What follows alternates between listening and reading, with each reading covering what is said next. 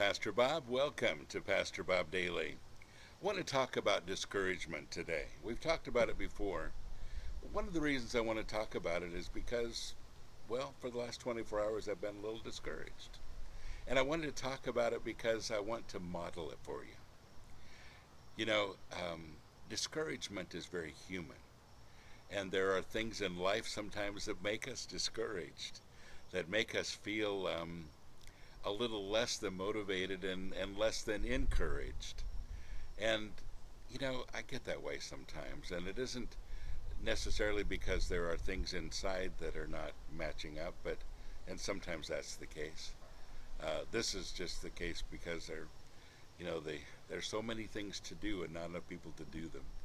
And that's seems like that's the way it is a lot of the time. And with our homeless ministry here, man, I could use more help. It gets a little wearisome. So much to do, so many things. And I look at all the people that make promises and don't keep them, and that's very discouraging. Um, I wish that all the people that said, we'll come down and help, that we'll help cook food, whatever, would actually do it. That would be awesome.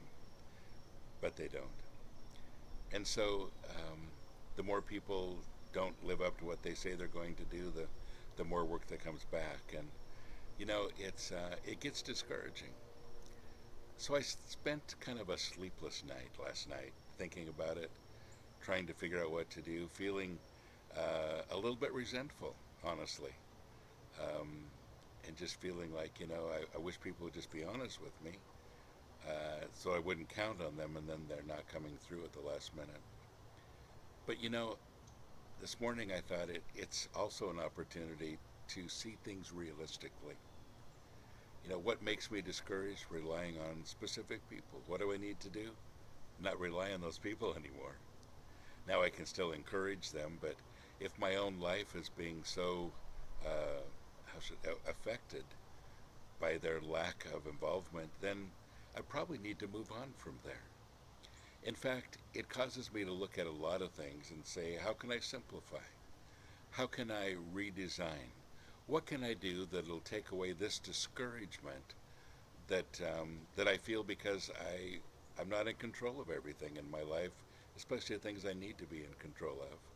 And even though there are people that I love, sometimes I have to let them go as far as their responsibilities to me are concerned. Well, a lot of times that's just simply it. Discouragement gives us an opportunity to reassess things, to take a look at them and say, what should I do about this? Where can I go with this? How can I change this so that I'm not stuck in the same rut again? And how can I move forward in a positive way and not be discouraged? So discouragement gives us an opportunity to ask those questions. And if you're going through discouragement, you need to ask them as well. What can I change? What do I need to do? Even if it's a drastic change, do it. Don't get stuck. Do whatever it takes to get out of that place and be encouraged. With God on our side, the Holy Spirit inside, prompting us and guiding us, and God opening up all kinds of doors, there's no reason to ever be stuck with anything. We simply need to reevaluate. God bless you. Have a great day.